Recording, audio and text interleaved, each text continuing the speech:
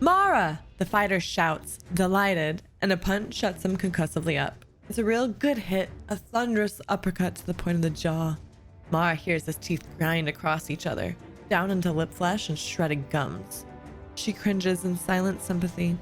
He loses his grip on the equipment rack and tumbles out into zero gravity in a big arc of blood. His opponent goes for the coup de grace, kicks off hard, and catches him in the stomach like a human torpedo. They plunge together towards the kill zone painted on the floor. Oldwin grins messily at Mara over his opponent's shoulder. He's fighting a big, brutal woman from Gravity Ops. A woman who's had her myostasin genes knocked out so she can swell up into a giant plug of brawn. Oldwin doesn't have a chance. He took the fight for the same reason he wanted to join the Amrita expedition. He measures himself by the bravery of his losses, by what he can survive losing. He applies a blood choke. It's the right move, but it doesn't matter. The woman groans, grays out, goes limp, but Oldwin can't get out from beneath her sheer inertia before he hits the kill zone. The bell goes off. Oldwin groans as his rail-hard body forcibly decelerates his opponent's entire mass. Events have built up momentum, and he is just in the way. "What did you lose?" Mara asks him. He lies there, panting and grinning, shedding perfectly round spheres of blood. "It's good to see you inside. What brought you?" She and her fraternal twin never answer each other's questions directly. Mara is cool with this because she feels like words are a very bad system of encryption, and that if you really want to communicate with somebody, you must develop your own special one-to-one crypto system. The ideal statement, Mara feels, would be indecipherable to anyone but the person it's spoken to, and even then, only if they knew you were the one speaking. "I got you some pictures," she says, pushing the big woman off him, eliciting a fuzzy, "Oh, hi, Mara.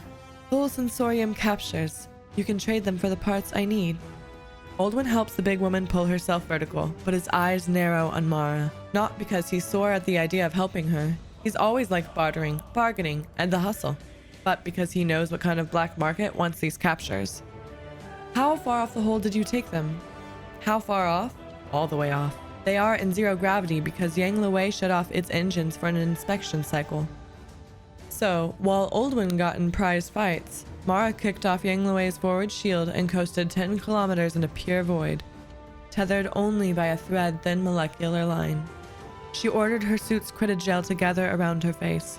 Then, only then, she overrode every sanity system in her soft suit and commanded it to retract into storage mode. The suit peeled away like rind, and she was drifting in hard vacuum. The void boiled the water off her skin. Her body swelled with unchecked pressure until her undersuit forced it to stop. Alarmed, Citagel crawled down her throat, hissing emergency oxygen. Not enough. Her skin blued with cyanosis. She was bathed in the most profound emptiness. She recorded all of it at the neural level, the exquisite darkness, the sense of fatal independence from all things. There are those who will give anything to feel that void. "You can't keep doing this," Oldwin complains as the big woman stares at Mara in awe. "Mom is gonna die of worry." "I really don't care what risks you take," Mara's mother sighs. "That's the deal we made, my little yellow star." "Mom!" Mara protests. "My discarded tube of sealant, my sweet fleck of paint." Osana likes to compare Mara to small pestilent items that drift near a spacecraft, like crystals of frozen urine. As far as Mara can tell, Osana is the apex of a centuries-long project to create the ultimate embarrassing mom.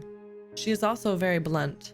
"Mara, even when you were little, you wanted me to treat you like an adult. So I have. But you remember what I told you, don't you? If you don't want to be my daughter, I can't watch over you like a mother would. I can't put you first like a mother would. I will always be your friend, but I have to make my own choices too." "That doesn't mean you had to tell the captain." They walk shoulder to shoulder down the companionway to Captain Lee's wardroom. Mara keeps trying to get a step ahead, to lead, but Osana somehow matches her every time. "Of course I did," Osana says. "You started a cult, Mara. If I didn't say something to Captain, Behavior would have had this conversation with you instead. Do you want that?" "I didn't do anything. People liked my captures. People left me presents, spare parts, tips. Then Oldwin got into it. You know how he is." "Don't!" Osana wheels on her. For shame, Mara. You know your brother will follow you anywhere you lead. You know he's not capable of the same, her lips twitch. Imperial remove. You knew he'd brag about you living on the Hall, and you let him do it. It is one thing to have particular power over people, Mara, but it is another to deny that you are using it. Mara thinks she could come up with a stinging retort, given a few more paces, but it's too late. The hatch to Captain Lee's wardroom swings open. Mara is terrified of this place.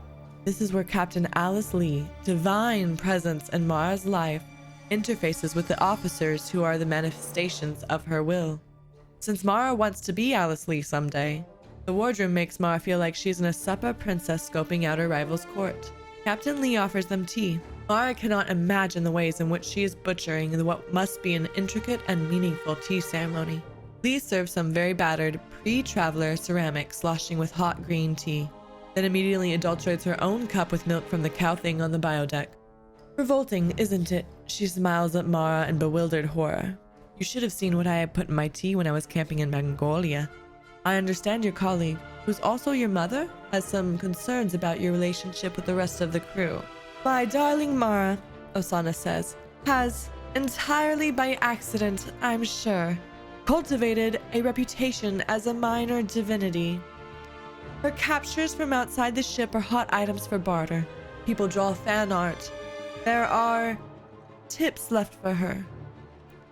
You take captures while EVA, sometimes without a suit. Lee nods. Yes, I've played one. A remarkable sensation. This makes Mara grin impishly. Mara, you are an entourage, a volunteer. I cannot order you to stop, and your work is exemplary. Are you putting anyone else in danger with your art projects? No, Mara says. Just myself. False, Lee barks. That is a selfish answer. You are now a symbol to my crew, a house of God. If you were to die, they would lose something important, something human that they have created out of loneliness and void. It would be an unforgettable reminder of the hostile nothingness that surrounds us.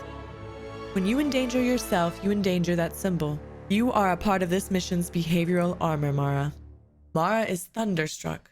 She never thought about it this way. All I did was take some captures. I didn't ask to be anyone's mascot. You represented yourself as a conduit to secret knowledge, Captain Lee counters. People made something out of you, Mara. Please take this from a starship captain. What people make of you, what they create of you, even without your consent, becomes a kind of responsibility. If the Mara they see when they look at you is good for them, then you have some duty to be that Mara. She looks to Osana. What about your boy? He's in medical more often than any of the other underground fighters. It does not surprise Mara that Captain Lee knows about the fights. My son, Osana says, is determined to be his own worst enemy. Thank you for taking the time to speak to us. Of course. Lee studies them coolly. I keep an ear out for curious personalities. People who might be suited to long-term isolation while the rest of us are in cryo. People who waken while others sleep.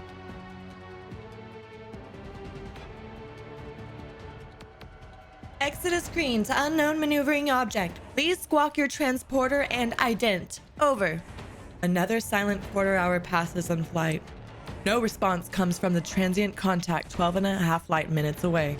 The ghost has stalked Yang Luwei for 18 hours now, closing in each time it appears, and Captain Alice Lee is wary of it. Other colony missions have vanished during their outward burns, victims of mishap or hostility.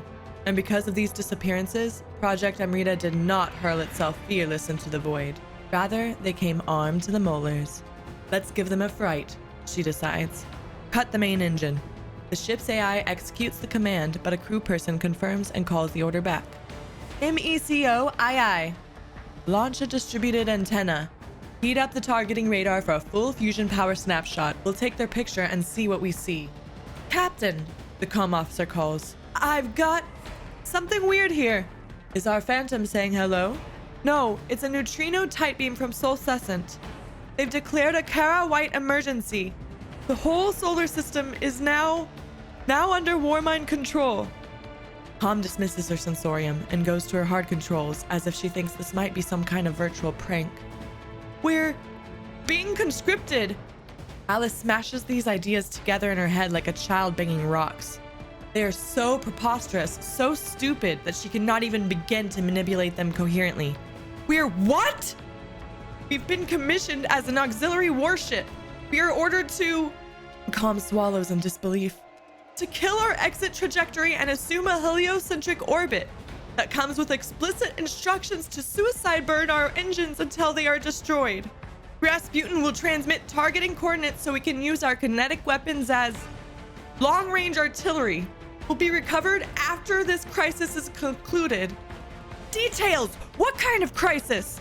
It's a sky shock event, ma'am. That's a hostile extrasolar arrival.